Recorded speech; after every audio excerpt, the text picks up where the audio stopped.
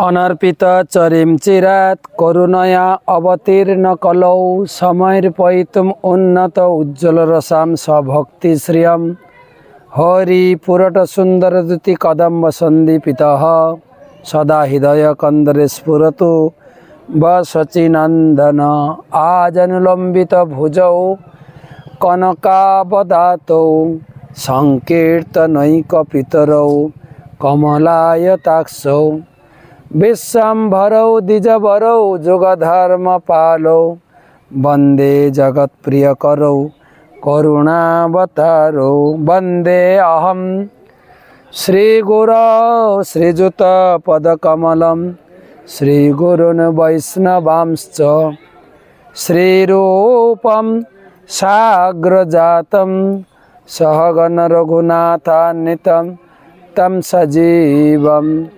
साद्वैतं सावधूतं परिजन सहितं कृष्ण चैतन्य देवं श्री राधा कृष्ण पादन सहगण ललिता श्री विशाखान्वितांश्च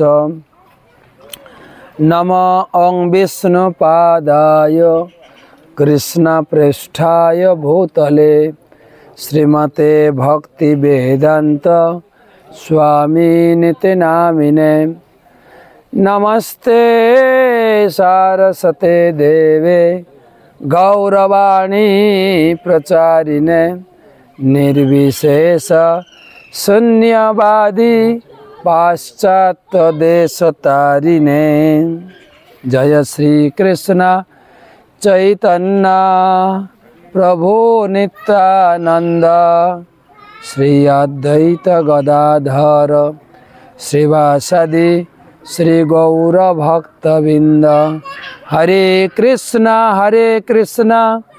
कृष्ण कृष्ण हरे हरे हरे राम राम राम हरे हरे। तो आज के हमारा तृतीय द्वीपे प्रवेश करब आपनादेर दर्शन कराबो। आमी परिक्रमाते रयेछि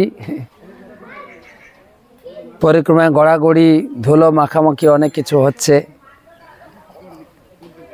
स्मरणाक्ष भक्तिपीठ श्रवण कीर्तन श्रवण छिलो सीमंत द्वीपे कीर्तन छिलो गद्रुम द्वीपे एबारे स्मरणाक्ष भक्तिपीठ मध्यद्वीप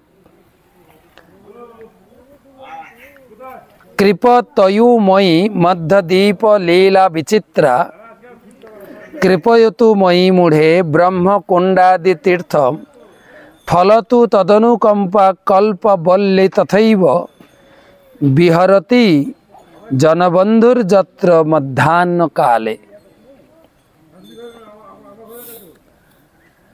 मध्यद्वीप सम्पर्के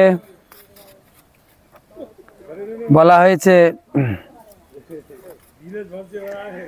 मध्यद्वीप बने सराट क्षिति धरस्य पत्यका सुस्फुरन नानाकेली निकुंज विथिषु नवनालत कदम्बादिषु भ्रामं भ्राम महनिशं ननुपरम श्रीरासकेलिस्थली रम्यास्येव कदा प्रकाशित रह प्रेमा भवेयं कृति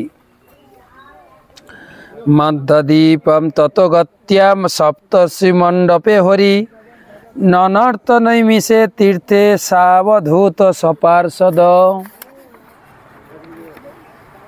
तेई मध्यद्वीप केन नाम हलो सेई सम्पर्के एकटू आलोचना हबे।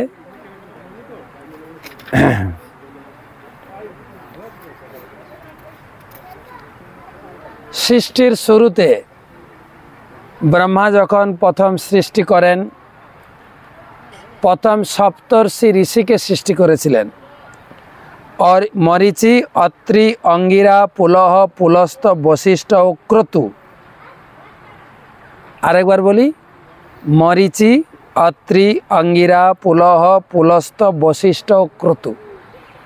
এই सप्तर्षि ऋषि जन्म हওয়ার पर सप्तर्षि ऋषि তারা ব্রহ্মার কাছে পিতৃদেব ব্রহ্মা তাদের আদেশ করলেন, তোমরা যাও তপস্যা করো। যেরকম আমাদের বাবা মা জন্ম হওয়ার পরে আমাদেরকে স্কুলে কলেজে পাঠায়, তাই ব্রহ্মাও বললেন তোমরা যাও তপস্যা করো। পিতৃ সন্নিধানে গৌর গুণগানে সত্যযুগে ঋষিগণ হইয়া মগন যাচিল তখন গৌর প্রেমে নিত্যধন। ব্রহ্মা চতুর্মুখ পেয়ে বড় সুখ সপ্তপুত্রে বলে তবে নবদ্বীপে যাও গৌর গুণ গাও অনায়াসে প্রেম পাবে। তো সপ্তর্ষি ঋষিকে যখন আদেশ করলেন যে তোমরা যাও, তোমরা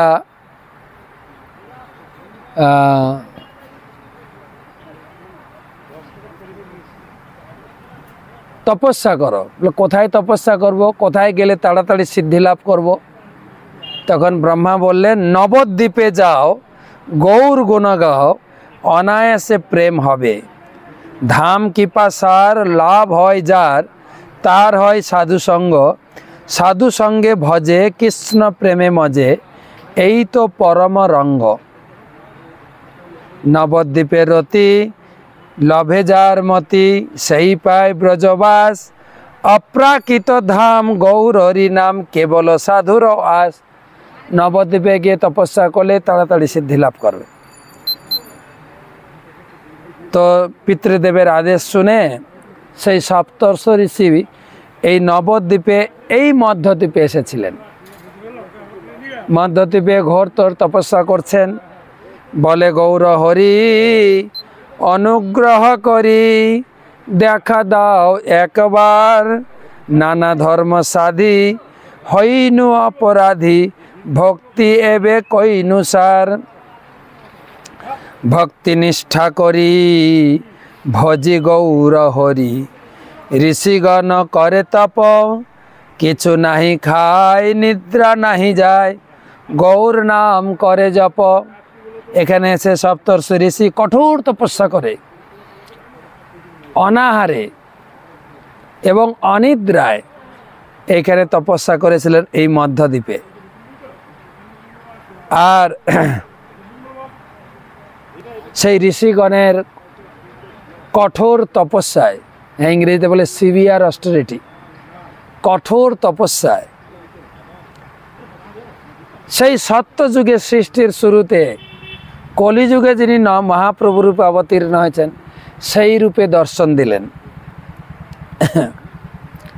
কিবা সেই রূপ অতি অপরূপ, সুবর্ণ সুন্দর সুবর্ণ মূর্তি, গলে বনমালা দিক করে আলা, তাহে আবরণ স্ফূর্তি চাহন। তো তাদের তপস্যায় সন্তুষ্ট, সপ্তর্ষি ঋষির তপস্যায় সন্তুষ্ট হয়ে গৌরাঙ্গ মহাপ্রভু দর্শন দিলেন। হরিবল। কিবা সেই রূপ, গৌরাঙ্গ মহাপ্রভু রূপের মাধুর্যমা কেমন ছিল? কিবা সেই রূপ অতি অপরূপ, সুন্দর সুবর্ণ মূর্তি, গলে বনমালা করে দীপ করে আলা, তাহে আবরণ স্ফূর্তি। গলায় বনমালা রয়েছে, তপত কাঞ্চন দেহ এবং চাহনি সুন্দর চিকুর চাঁচর। মাথার চুল ছিল চাঁচর, কালো কেশ, ঘোঁঘরানো কেশ। চন্দনের বিন্দু ভালে, এই চন্দন পরে আছেন। আজকে আমি ধুলাতে গড়াগড়ি দিয়েছি, ধুলা গায়ে আছে। চাহনি সুন্দর চিকুর চাঁচর, চন্দনের বিন্দু ভালে, ত্রিকচ্ছ বসন সূত্র সুশোভন, শোভিত মল্লিকা মালে। আর সারা দেহ মল্লিকা মালায় সুশোভিত। ত্রিকচ্ছ, এই সামনের কাছা যেভাবে ত্রিকচ্ছ ভাঁজ করে করে পড়া হয়। দেখিয়া সে রূপ মোহিত হইয়া সবে করে নিবেদন, তোমার চরণ রহিনু শরণ দেহ পদে ভক্তিদন। আমরা এটাই চাই, আপনার চরণে অহেতুকি ভক্তি। আর তখন মহাপ্রভু তাদের আশীর্বাদ করলেন, তোমরা খুব ধন্য। এই কলিযুগে আমি এখানে আবির্ভূত হয়ে সকালকে প্রেম দান করব, তোমরা সেই লীলাও দর্শন করবে। তো তোমরা এখানে থাকো এবং ভজন কুটির বানিয়ে এখানে ভজনে মনোনিবেশ করো। আর বলে মহাপ্রভু অদর্শন হয়ে গেলেন। গৌর দর্শনে সপ্তর্ষি তখনে কুমার হট্টেতে যায়, এ স্থানে এখন কর দর্শন সপ্তটিলা শোভা পায়। তো যখন নিত্যানন্দ প্রভু দর্শন করাতে নিয়ে এসেছিলেন, এই স্থানে এসে বলছে এই হচ্ছে সপ্তর্ষি টিলা, এখানে সপ্ত ঋষি বসে ভজন করেছিলেন এবং সেই নাম অনুসারে সপ্তর্ষি টিলা। সপ্তর্ষি আকাশে যেমন প্রকাশে সপ্ত টিলা তার সম, হেতাবাস করি পায় গৌরহরি নাসাধি নিয়ম সম। এখানে গৌর আরাধনা করলে জম নিয়ম কিছু করতে হয় না, অনায়াসে গৌর কৃপা লাভ করবেন। তাই নিত্যানন্দ প্রভু শ্রীজীবকে বলেছিলেন এই দেখো সপ্তর্ষি টিলা। মধ্যাহ্ন সময়ে গৌরাঙ্গ মহাপ্রভু দর্শন দিয়েছিলেন, সেই জন্য এই দ্বীপের নাম মধ্যদ্বীপ। বর্তমান নাম মাঝদিয়া, সীমন্ত দ্বীপের নাম শিমুলিয়া, গদ্রম দ্বীপের নাম গাদিগাছা, আর মধ্যদ্বীপের নাম মাঝদিয়া। এখনও মাঝদিয়া লোকে চেনে, মাঝদিয়া মৌজাতে মাঝদিয়া নাম আছে, মাঝদিয়া। তো আবার শ্রীনিবাস আচার্য প্রভু যখন রামচন্দ্র ঈশান ঠাকুর, শ্রীনিবাস আচার্য প্রভু রামচন্দ্র কবিরাজ নরোত্তম দাসকে ঠাকুরকে যখন পরিক্রমা করিয়েছিলেন এই স্থান দেখিয়েছিলেন। তো গৌরাঙ্গ মহাপ্রভুর দর্শন পেয়ে সপ্তর্ষি ঋষি এক একজন ঋষি মহাপ্রভুর প্রার্থনা করেছেন, ওইটা শোনাবো। প্রথম ঋষি বললেন, কেহ কেহ দেখো নবদ্বীপ শোভাময়, প্রভুর বিলাস স্থান সুখের আলয়।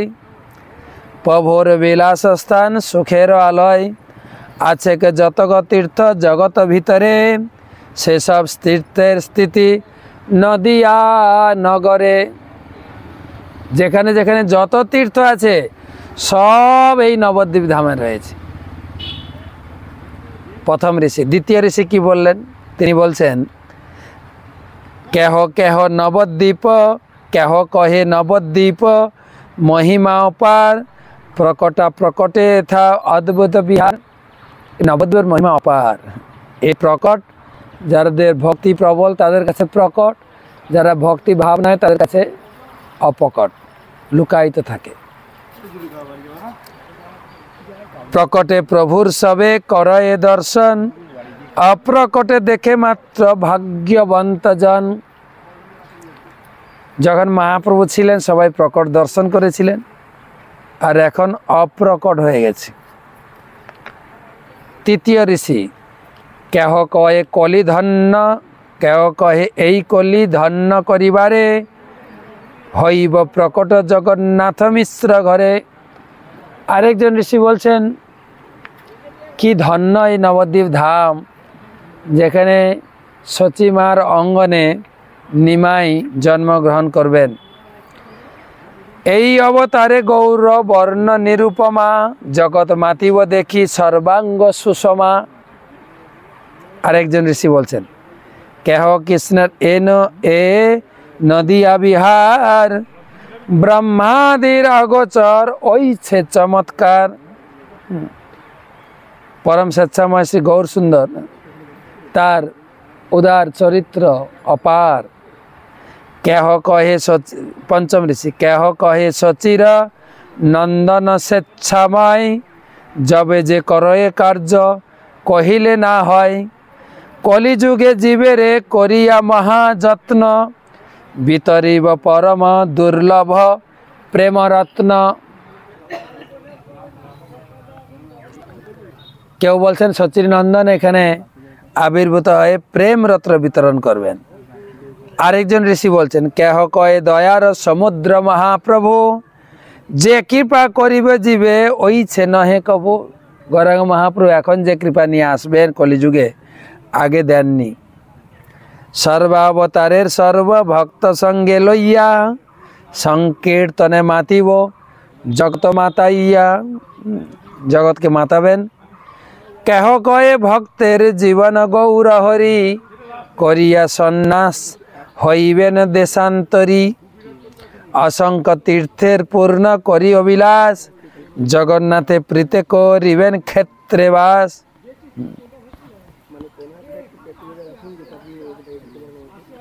ওহে প্রভু বহু অভিলাষম সবার, নেত্র ভরি দেখি এই নদিয়া বিহার।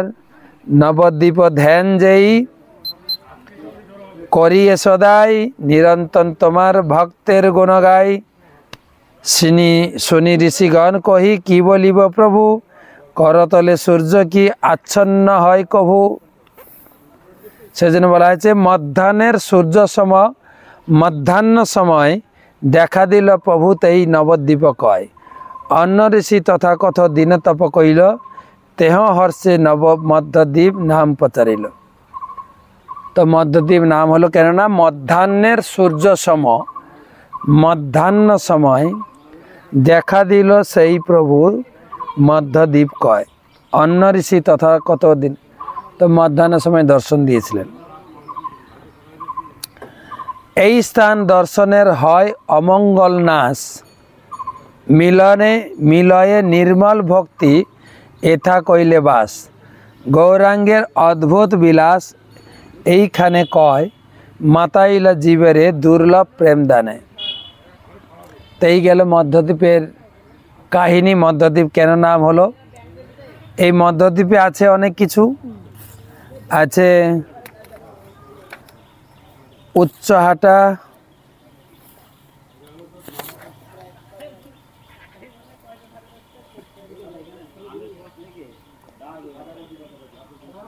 গুপ্ত কুরুক্ষেত্র,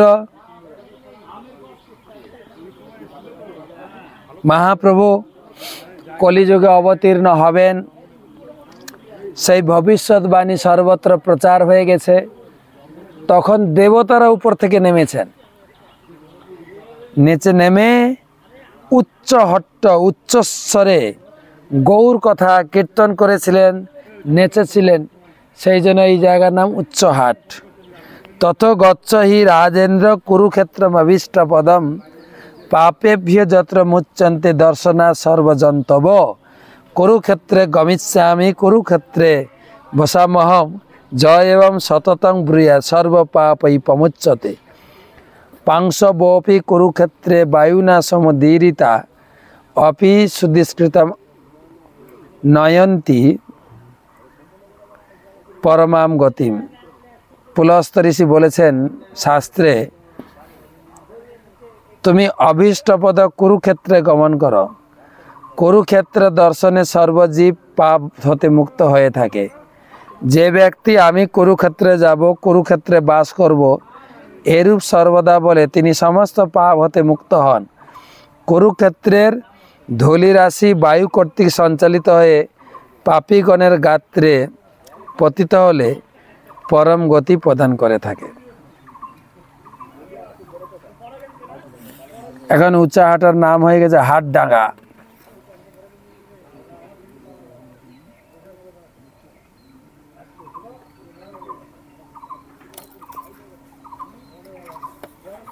দেবতারা কি বলেছিলেন তা লেখা আছে। কেহ কহে প্রভু পরি কর গণ লইয়া, সংকীর্তনে মাতিব জগৎ মাতাইয়া।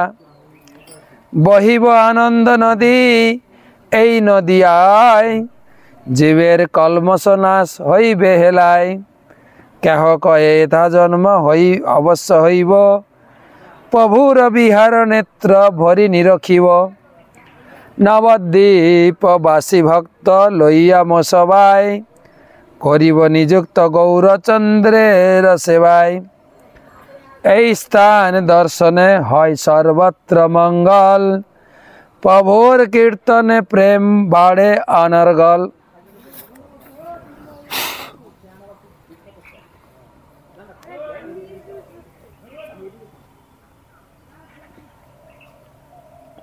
তারপরে পঞ্চবেণী আছে। বেণী জানেন তো, মায়েরা যে চুল বাঁধেন त्रिवेणी तीनटा बेनी सेखाने पंचबेनी। नित्यानंद प्रभु बोले सुन सर्वजन पंचबेनी रूपे ता गंगार मिलन।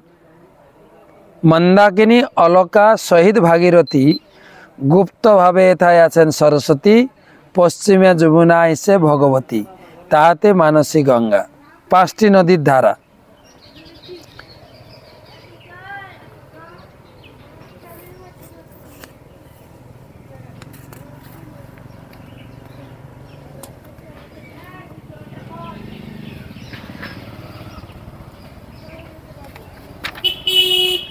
पाँचटी नदी जे बला है मंदाकिनी अलकानंदा भागीरथी सरस्वती और যমুনা पाँचटा नदीर मिलन स्थल। এই पंचबेनी गंगार पाड़ केउ यदि स्नान करे कबे पंचबेनी जले करिया सपन श्री गौरांग पाद पद्म करिब स्मरण। गौर पद पुतबारी अंजलि भरिया पियाधन्न हब गौर प्रसंगे मातिया। तो उच्चडांगा कुरुक्षेत्र कुरुक्षेत्र माठ गुप्त कुरुक्षेत्र एवं पंचबेनी एबारे आरो आछे अनेक कतटा बोलते पारी देखी। तारपरे पुष्कर आछे नैमिषारण्य हंस वाहन शिव। नैमिषारण्य जे नैमिषारण्य उत्तर प्रदेशे लखनऊर पाशे लखनऊ থেকে 100 किलोमीटर दूरे जेटा दर्शन गेছিলাম। तो जेहेतु नवद्वीपे सब तीर्थ आछे एखानेও नैमिषारण्य रयेछे। नैमिषारण्य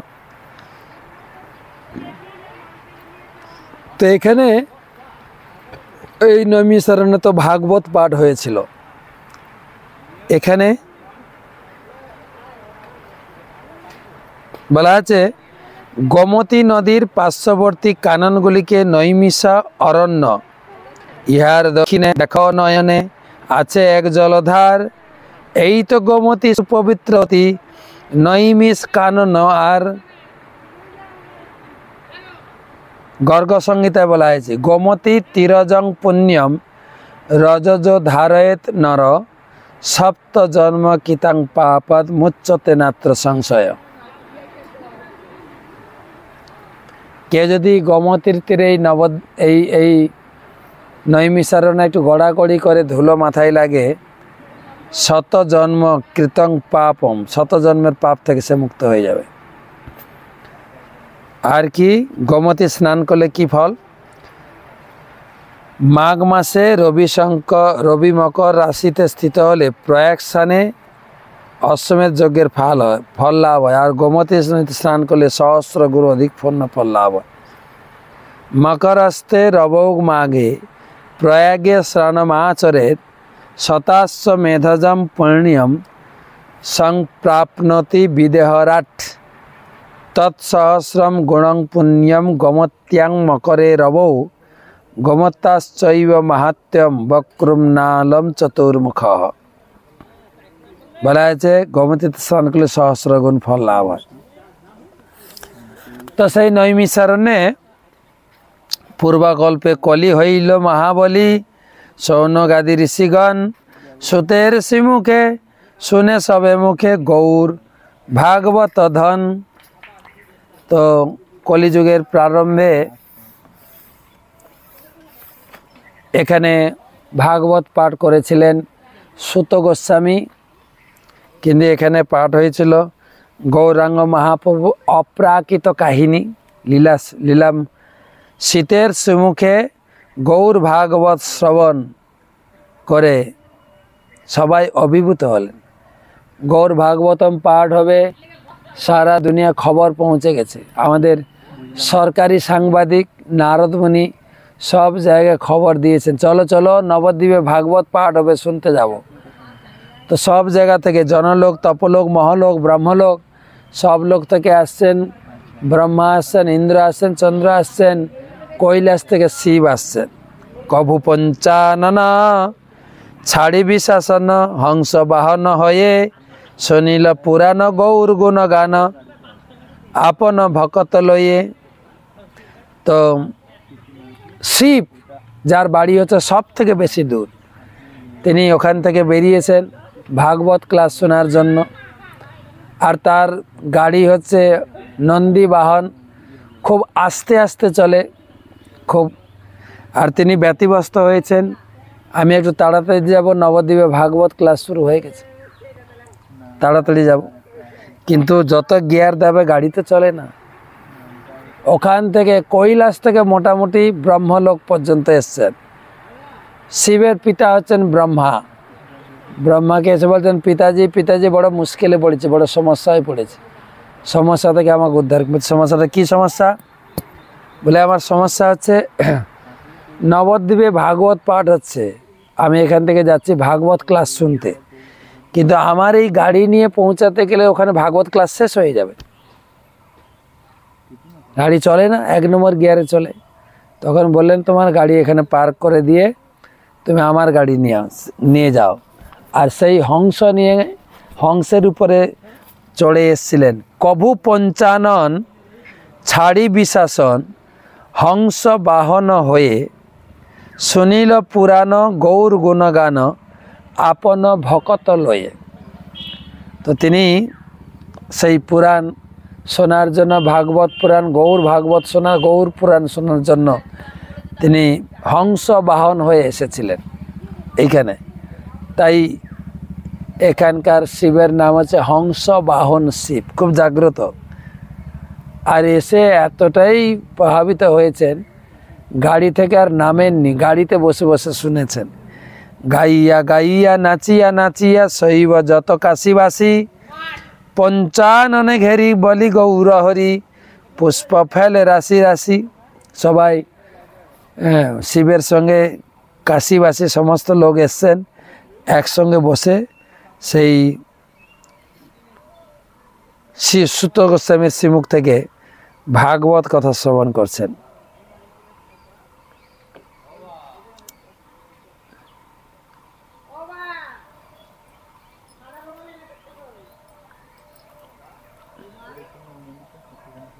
বলছে এখানে গোমতীতে স্নান করলে, ভাগীরথ বা নৈমিষারণ্যে ভাগবত শুনলে কি ফল হবে?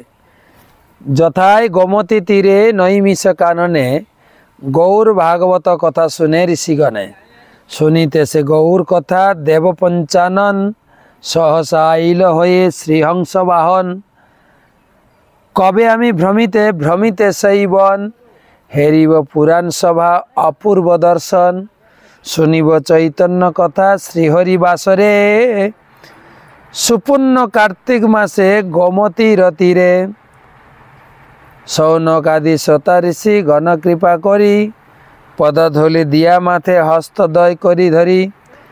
বলিবে যে নবদ্বীপ বাসী এক মনে, গৌরাঙ্গ কথামৃত প্রিয় এই বনে।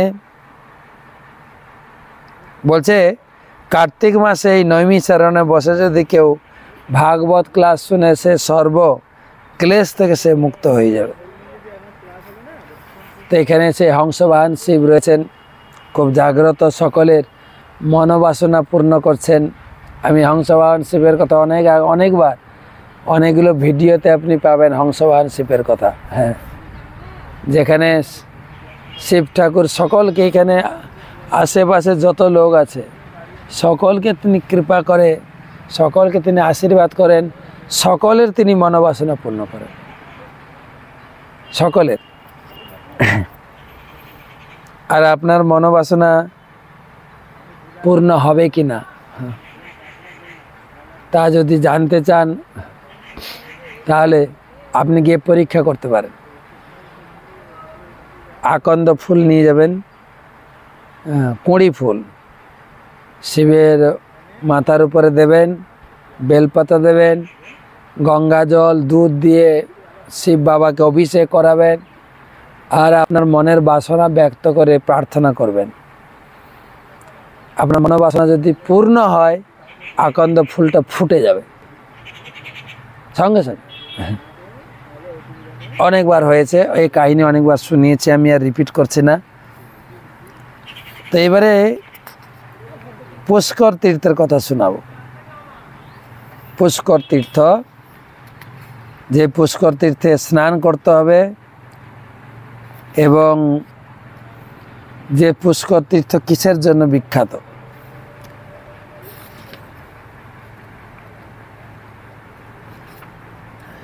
নীলকে দেব দেবস্য তীর্থম ত্রৈলোক্য বিশ্রুতম পুষ্করম নাম বিখ্যাত महाभाग समाविशत 10 कोटि सहस्राणि तीर्थानां वै महामते सान्निध्यं पुष्करे जेषां त्रिसन्ध्यां कुरुनन्दन जन्म प्रभृति जत् पापं स्त्रिय वा पुरुषस्य वा पुष्करे स्नात मात्रस्य सर्वमेव प्रणश्यति। এই পৃথিবীতে ভগবান বিষ্ণুর তিলক বিখ্যাত পুষ্কর নামক তীর্থ আছে। মহা সৌভাগ্যবান ব্যক্তি সেখানে প্রবেশ করে থাকেন। হে মহামতে, এই পুষ্কর তীর্থে স্ত্রী সন্ধ্যায় 10 কোটি সহস্রে তীর্থের সমাগম হয়। জন্মাবধি পুরুষ বা স্ত্রীলোকে উপার্জিত যাবতীয় পাপ রাশি পুষ্কর তীর্থে স্নান মাত্রেই বিনষ্ট হয়।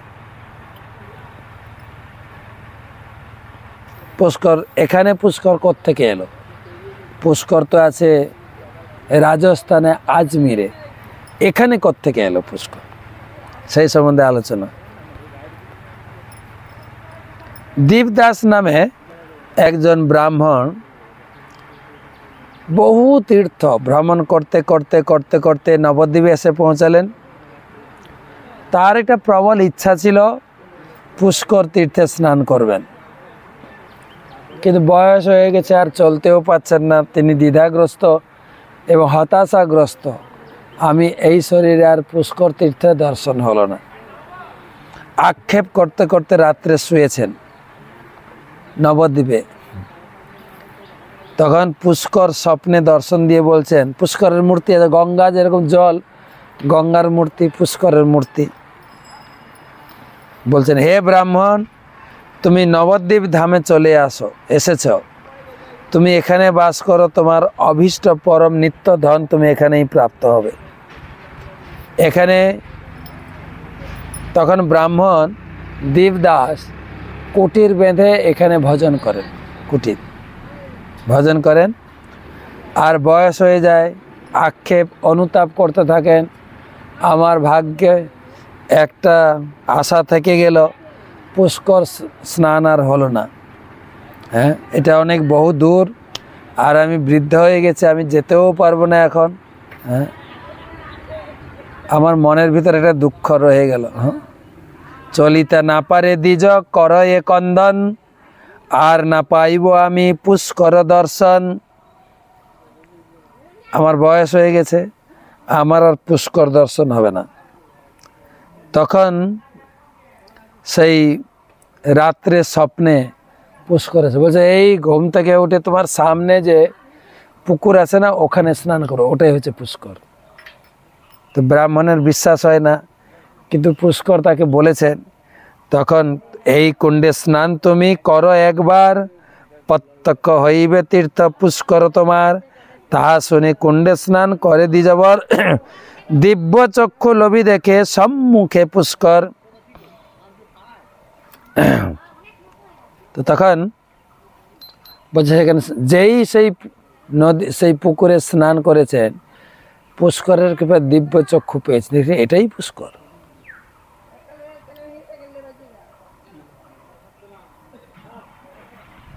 তখন পুষ্কর কি বলে, দীপদাস পুষ্কর তীর্থের চরণে পড়ে প্রণাম করে ক্ষমা ভিক্ষা করছেন, প্রণতি নিবেদন করে যে আপনাকে এত কষ্ট স্বীকার করে পশ্চিম দিক থেকে এখানে আসতে হলো আমার জন্য। তখন পুষ্কর হেসে হেসে বলছে, না না না, আমি পশ্চিম দেশ থেকে এখানে আসি নাই, আমি নিত্যই এখানে থাকি, এখান থেকে আমি পশ্চিম ভারতে গেছি, আমার একটা অফিস সেখানে, নিত্য আমি পুষ্করে থাকি। অতএব নবদ্বীপ ছাড়ি যাইজন, অন্য তীর্থ আশা করে সে মূঢ় দুর্জন। সর্বতীর্থভ্রমী যদি হয় ফলদয়, নবদ্বীপে তার তবে তার বাসস্থান হয়। সেই জন্য পুষ্কর বলছেন যে এই নবদ্বীপ ধামে সব কিছু আছে। সব তীর্থ ভ্রমণ করে যে পুণ্য বা সুকৃতি হয়, তা এখানেই সেই সুকৃতির ফলে নবদ্বীপে বাস হয়। ওহে বিপ্র গুড় কথা বলিব তোমায়, অতি অল্পকালে হবে আনন্দ হেথায়। মায়াপুরে শচীগৃহে গৌরাঙ্গ সুন্দর, প্রকট হইয়া প্রেম বিলাবে বিস্তর। কি বলবো, আরেকটা গুড় কথা বলি শোনো। পুষ্কর বলছেন ব্রাহ্মণকে, এই নবদ্বীপে গৌরাঙ্গ মহাপ্রভু কলিকালে আসবেন, শচী মায়ের গৃহে এবং প্রেম বিতরণ করবেন। এই সব স্থানে প্রভু ভক্তগণ লইয়ে সংকীর্তন রস নাচবেন মত্ত হয়ে।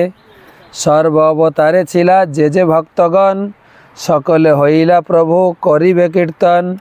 প্রেম বন্যা জলে সর্ব জগৎ ভাসাবে, কোতার কেক বিনা সবে মহাপ্রেম পাবে। এই ধাম নিষ্ঠা করি যেবা করে বাস, তাহে মিলে গৌর পদ ওহে দীপদাস। কোটি কোটি বর্ষ ধরি কৃষ্ণ ভজন, তথাপি নামেত রতি না পাই দুর্জন। গৌরাঙ্গ ভজিলে দুষ্ট ভাব দূরে যায়, অল্প দিনে ব্রজ ভাবে রাধা কৃষ্ণ পায়। নিজ সিদ্ধ দেহ পায় সখীর আশ্রয়, নিজ কুঞ্জ যুগল সেবা তার হয়। ওহে বিপ্রহেত তাকি কর ভজন, সপার সদে গৌরাঙ্গ পাবে দর্শন।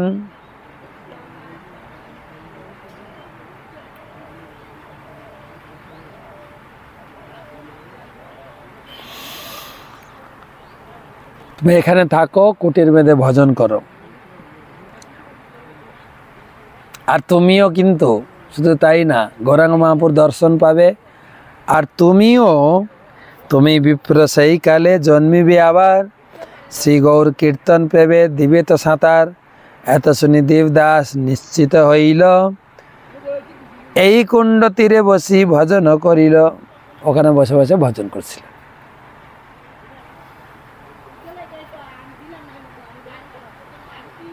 যাই হোক, অত্যন্ত সুন্দর কথা। এই মধ্যদ্বীপে আমরা দর্শন করলাম উচ্চহাটা, কুরুক্ষেত্র, তারপরে দর্শন করলেন কি বলে পুষ্কর, নৈমিষারণ্য, আর হচ্ছে আপনার